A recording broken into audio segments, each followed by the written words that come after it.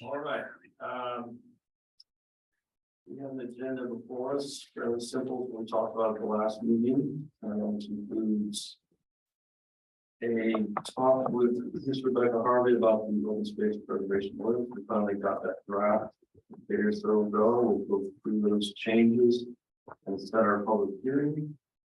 And then we have Attorney Paul here or zooming in, and he sent us some documents on the next plan review process in case this is the first time for you or you forgot. All the steps. And then we will see. And there we'll go with the additional rezoning that we finished the public hearing on and now have a table for that. Any changes to the hearing? None, and in which you're adopting them. Everybody's in the by person. I'll be taking out. All in favor, say aye. Aye. All opposed, nay. We have the closed session minutes that I didn't have ready for you last time because I forgot to send it to you. So that was a closed session for July 28th. I sent that around. I didn't get any major changes.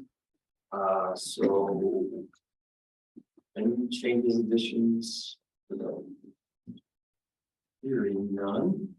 I need a motion to adopt those closed session minutes for July 28th. Moved by Leah. Second, we are okay. All in favor say aye. Aye. All opposed. So those are closed session minutes, which I think I signed those. Okay. At the end, and then go Seal. Yeah. Seal. Sealed, right? Okay. Secret vault. The minutes for September 22nd, we are going to approve those that are normal October meeting, mainly because I didn't get them totally reviewed yet. And did we send those around? Well, Carol and I are going to review, and then we'll send them around to you for the next week or two, so you can approve them later. Public comment. Anyone here want to make a comment? Well, we don't have a public hearing tonight, so really anything. Patrick. Okay, Fun seeing you here. yeah, I guess all the public comments have to be done, right? Yeah. Okay, I'm gonna try to keep this short. I've been kind of doing like a craft reading of Ms. Harvey's responses to the points in my letter. There are some responses there, and a craft reading of the ordinance changes, which actually was not very much. There's a couple things. That part was easy. What it comes down to me, basically, and I'm reiterating what's in this letter. I found the responses mostly inadequate. In some cases, they're actually, but look at this from the perspective of a landowner or developer that wants to develop it. Are we encouraging them to use the open space ordinance, or are we, on balance, encouraging them to stay with the conventional part? And when we started off this process before, Rebecca came with a really great idea, right?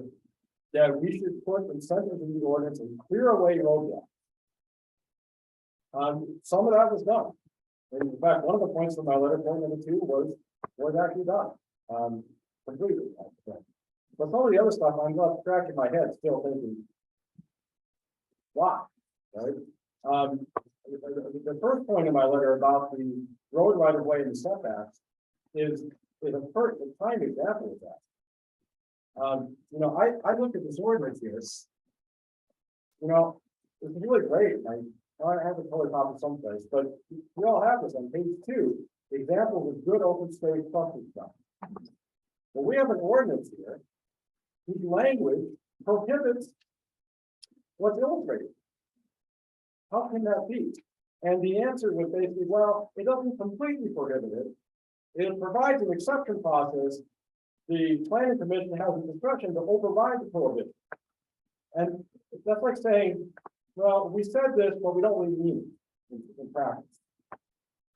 But trust us. Like, it just sounds kind of weird, right? We don't say what we mean, but trust us.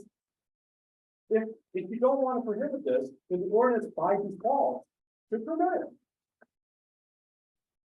By default, I mean, we have this problem with having a lake, and this is the reason why we want to have a lake, right? Because everything that's normal in having a lake has to go through the ZBA, this exception process. Well, don't put the normal things in the exception process. We sure just learned that, right? You do it here, we're gonna have the same thing going on. From my perspective, probably if I submitted a site plan for an open space ordinance, probably I'd get a majority of the people here to pass an exception on the planning commission. But if I'm some other landowner that don't know you guys, it's discouraging, what it is, right? And I don't know next year who's gonna be on the planning commission anyway. So it's discouragement for me too. I wish I had time to go into all the other responses, but there's a very simple way actually to solve it. Because I think that Ms. Harvey has said in her mind that we should change the dimensional requirements of the underlying zoning district. I think that's like a basic principle she doesn't want to do. But probably didn't realize how this interacts with the other ordinances. The ordinance that says basically that the front yard starts with the road right of way and then with the front of the home. We could keep the dimensional requirements the same. Just say that the road right of way up to the travel surface of the road is reasonable. May be counted as part of the front yard space. That would solve it. We wouldn't have to change any dimensional requirements. I'd be in favor of changing the dimensional requirements too, but you know what I mean. There's other things in here. The whole thing about design standards and how they apply, it's very confusing. And the comments that Rebecca made in response don't really clear it up very much. We have a section that says general development requirements, and under that it says plus area design standards. That's one thing. We have another section that says design standards, and another section that says review criteria. And it's absolutely unclear which of those are suggestions and which of those are actual standards that they apply. I know the word should is used in some places. But who determines whether you're doing what you should? I mean, you know, it should just be clarified. Somebody, I mean, I'm not obvious. I mean, I believe in all those standards, basically, even though some of them can be overlapping and contradictory at times. But one of the points I'm trying to make with all this stuff, I don't have time to go into everything anymore, but it's a state law itself. Give the landowner the price to develop the property after the landowner is on. There's more work, I know, it's more complicated than that. I don't think the state law gives you the ability to impose additional requirements on the open space development that were not in the underlying zoning district. And when you see things added, like tonight was added this thing about may require development agreement. First of all, that's another process step, right? That's not clearing away real down something additional, right? But secondly, if it's not in the underlying zoning district for the type of development that you're developing, I don't know if you can add that as a requirement.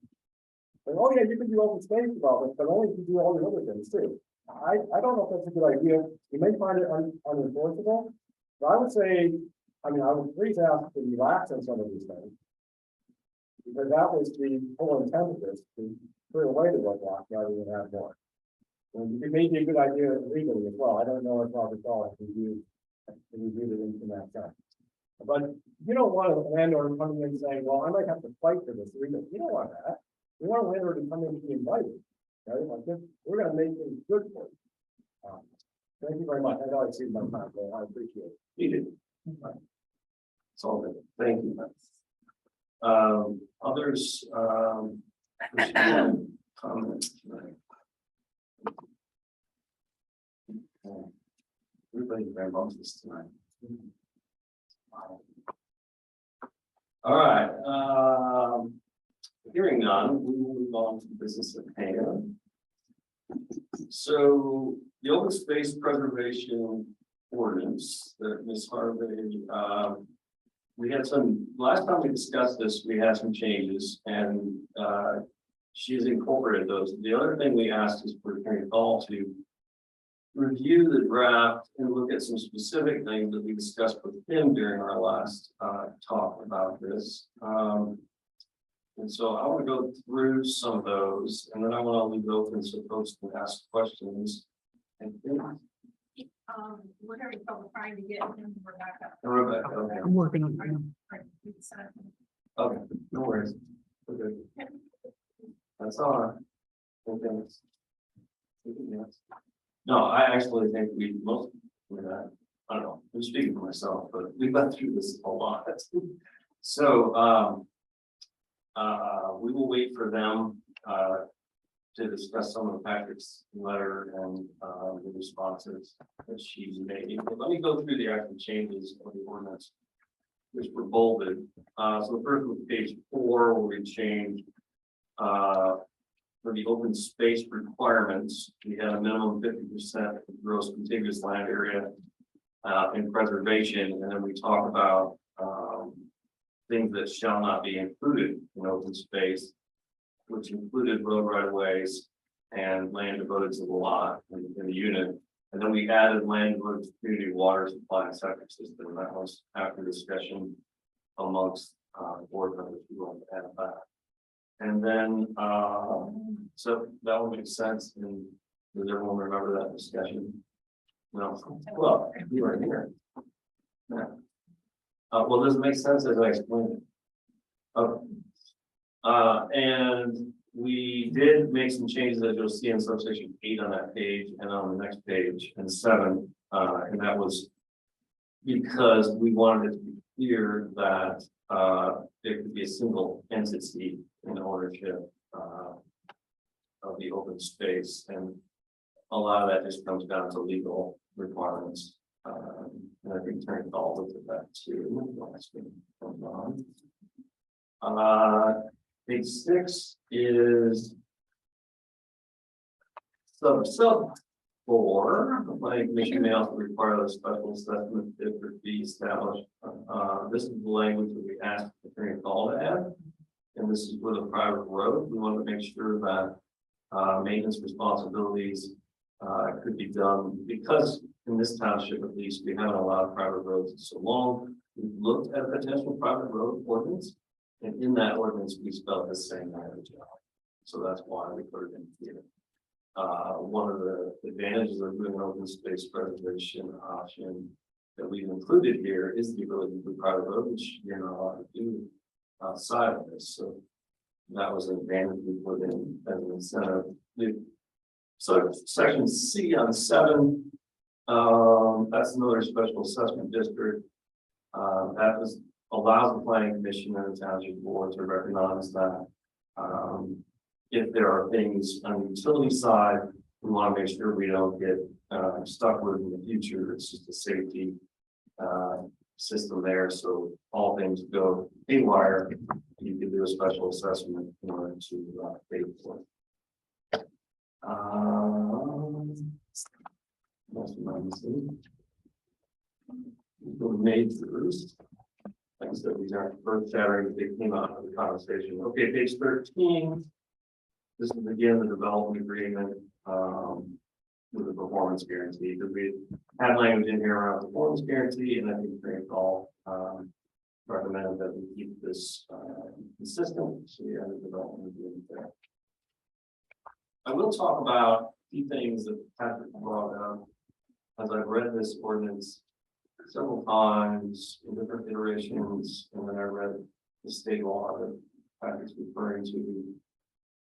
To me, this ordinance provides an ability to incentivize open space preservation in a way that's acceptable in an otherwise controversial topic. And amongst the planning commission and the board, we've tried several iterations, no agreement until I think Rebecca brought this forward where we were able to get past this resistance to adding density. And Because in normal open space discussions, it's all about density. And so we said, well, let's get past that and just say density is gonna stay the same as the district it's in. But we can have this parallel design situation where you put a design up as you would in a normal, let's say, ag district. And on the left-hand side, and then you design an open space version of it, which does take into account leeway with things like setbacks. And things like that. So, to me, this not only allows that, but it's the whole reason you would do it. And so we fundamentally disagree back on how to structure a law, because I don't see it as though you write it on the space ordinance and say, here's these new standards. You say, show me what you do under the standards of the current district, and then show me what you do under OSPDO. And let's figure out how to make that actually set to the standards of what OSPDO is, which is to protect open space and make things better. So if you look at this township and all the things we've rejected over my last 5 years, it's all been about, oh, we can't put this here because this is going to be clustered. This is going to be, houses across from a farm. And it says like, okay, well, if we are going to have growth, then let's keep it reasonable and say, we're gonna put 6 houses here, then those 6 houses might be tightly clustered. And we got a lot of trees shading from the road, and we're not using 10 acres of yard, which is what we're doing now. Right? So I guess what I'm saying is I really like this. And I understand, and we can go through some of Patrick's discussion items, but you could write it in the way he suggests, but I don't even know how you do it, because this is about a design process between the township and the developer. And that to me is all we really need. So I understand the township changes and different people come to power, you probably get different things, but in this case, I think that's kind of the point. So yeah. Take a break, we're gonna have to reboot because we can't get either Rebecca or Robin, so. Okay. Yeah, I don't know what's going on. Somebody else is in, but they can't. Someone get else in. is in, sure. Okay. Blabbering. So anyway, I said, well,